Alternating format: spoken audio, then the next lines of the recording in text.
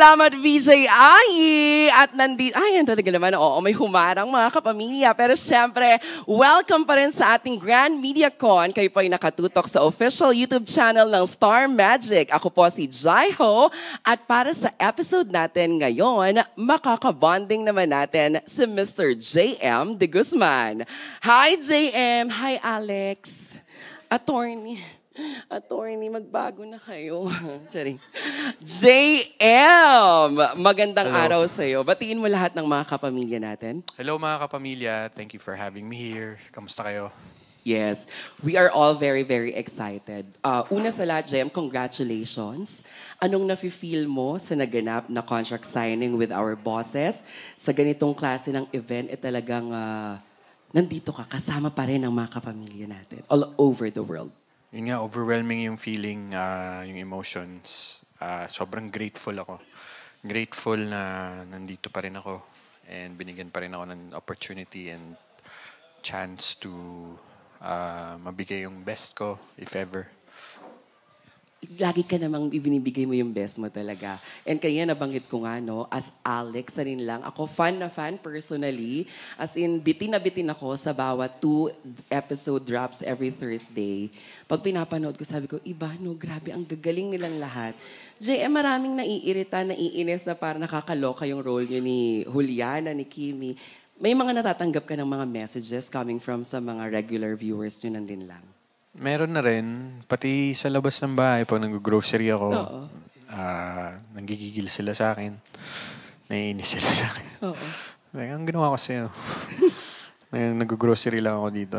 Tapos, yun nga, napanood nila yung linlang and sobrang affected sila. Super. Ayun. So, nakakatuwa rin kasi na-engage namin yung audience dun sa storya, dun sa storytelling.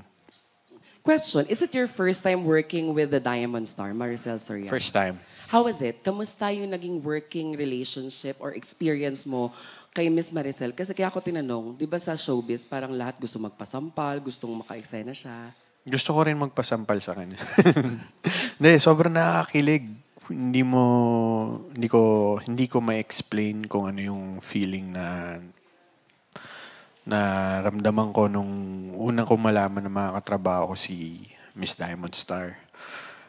Actually, sa set, para lang siyang nanay.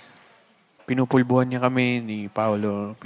May pulbo talaga. Pinupunasan niya yung likod namin pag pawis na kami. Tapos, pinapakain niya kami ng pagkain na dala niya. Tapos, medyo ano rin siya, clingy. Ayaw niya ng pagka after ng mga takes, gusto niya magkakasama kayo sa tent. May bandingan after. Oo, gusto niya yun.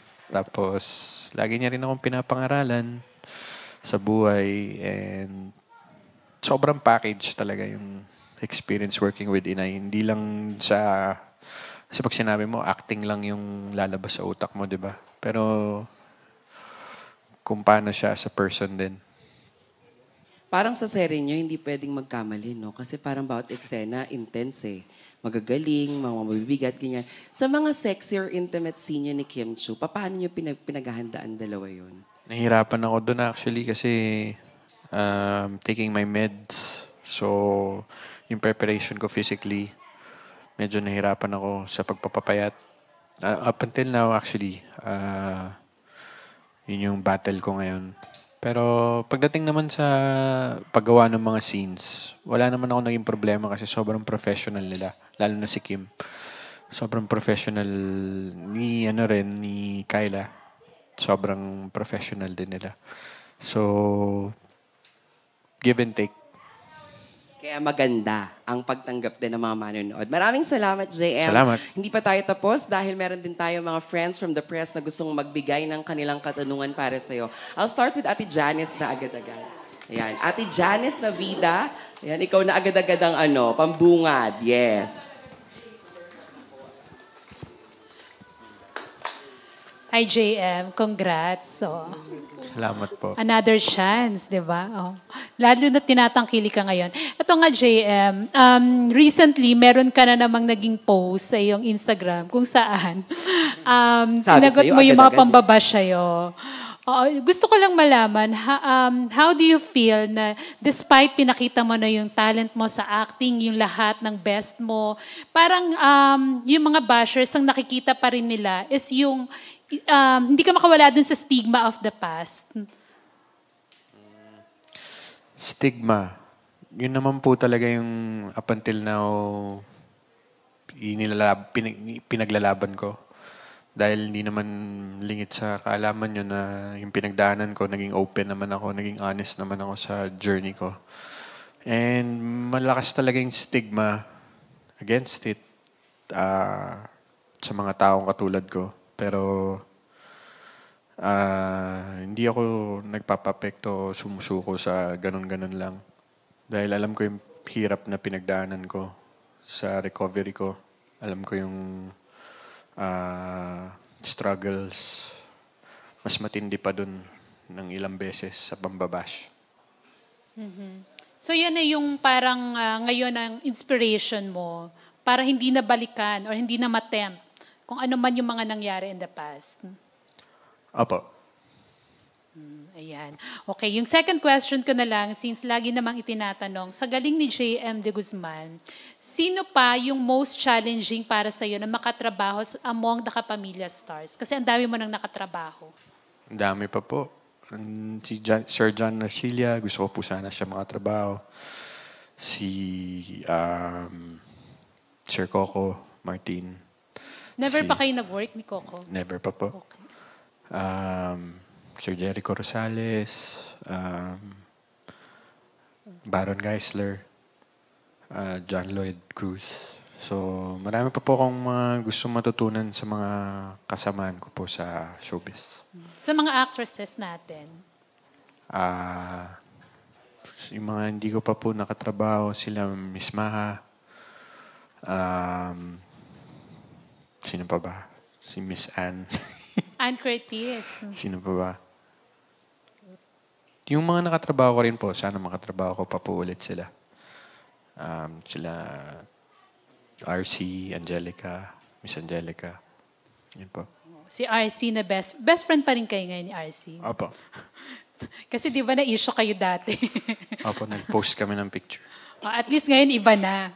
Iba na yung nalilink sa'yo. Ayun, thank you JM. Thank you. Salamat, Ate Janice. Susunod from ABS-CBN News, we have Josiah. Hi, GM. First of all, congratulations for your new contract. Thank you. First question lang is, naging pivotal yung role mo as Brother Joseph sa Ironheart para ma-boost yung concurrent viewership niya. What do you think yung importance ng role ni Brother Joseph sa Ironheart? And ano yung masasabi mo sa naging success ng show and since kakatapos niya lang? Sa tingin ko, una yung sa success ng show, sobrang pagtapa ko pa lang talaga sa set ng Ironheart. Iba. Iba yung disiplina, iba yung passion na naramdaman ko, iba yung love na pinuput nila sa trabaho. So talagang I'm proud na naging parte ako kahit saglit lang sa Ironheart. Yung sa role ko naman, siguro yung importante dun yung redemption niya, na kahit sobrang ginagamit niya yung religion para sa kasamaan, may redemption pa rin. He found God talaga. And love. Real love. And pinakita niya yun dun sa huli bago siya mamatay. Next na lang is yung about your role in Linlang.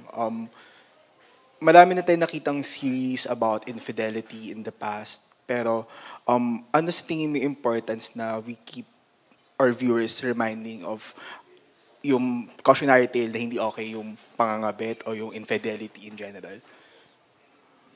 Yun nga,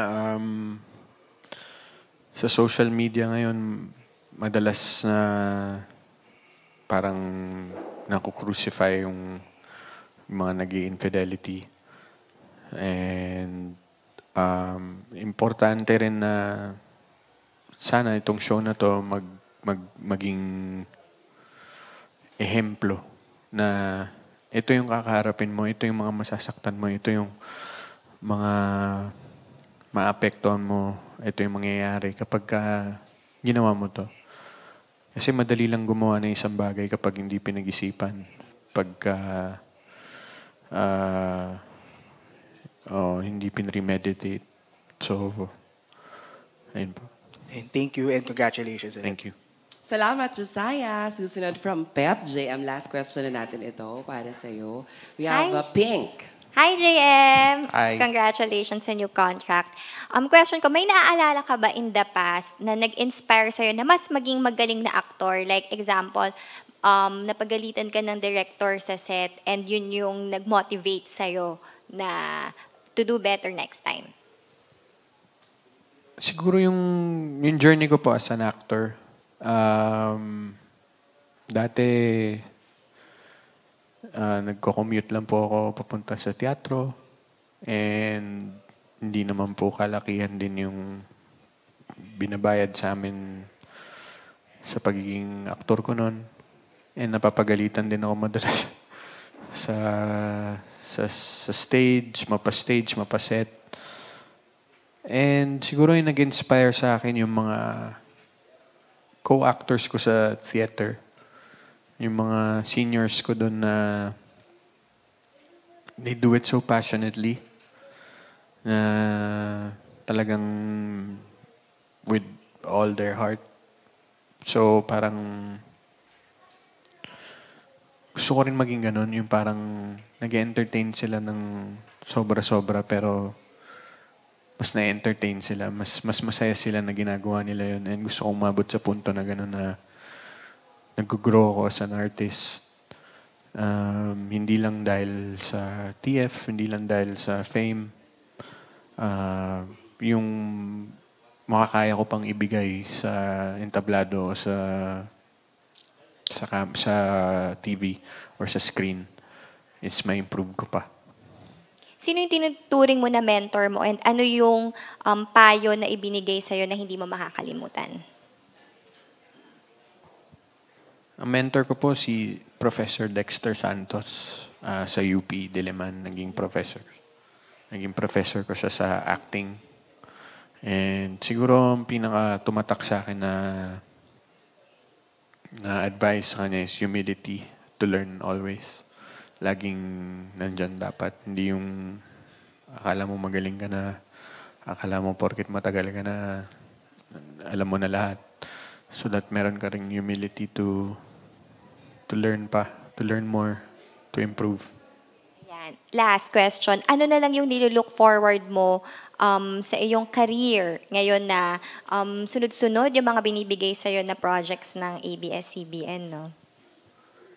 Longevity. Sana humaba pa po ako sa height. Joke lang. Iba yun, JM. Dahil sana humaba pa yung mga roles na bigay sa akin. Marami pa pong challenging roles na mabigay sa akin. And I'm sure, I will make sure na ibibigay ko yung 100% best ko. Thank you. Salamat, Pink of Pep. Thank you so much. Pero ito, bago tayo mag-photo op, last question muna. Gusto ko itanong, syempre, di ba din lang, done nyo naman na i-shoot yun, tapos na. Done nyo na i-shoot yun. Pero now that you signed your contract, what's next for JM? Meron na ba agad na mga nakalinya, na mga aabangan sa'yo?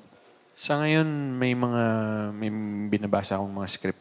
Is it for a teleserye or movie? Movie. Oh. So, hindi ko pa pwedeng sabihin. So, Thank you, JM. Thank you, Jayo. Mga kapamilya, JM de Guzman. Maraming salamat sa mga kaibigan natin from the media na nagtanong para sa iyo. Again, congratulations sa iyong bagong kontrata with ABS-CBN. Sa gitna muna para sa ating photo op. At syempre, maraming salamat din sa lahat ng mga nagsasubscribe, nagpapadala ng mga komento at ginagamit ang ating official hashtag SolidKapamilya2023 and hashtag SolidKapamilyaJM. Abangan niyo pa po ang mga favorite Kapamilya stars dahil we will be dropping more videos sa Star Magic YouTube channel ng Grand MediaCon. JM, salamat! Thank you!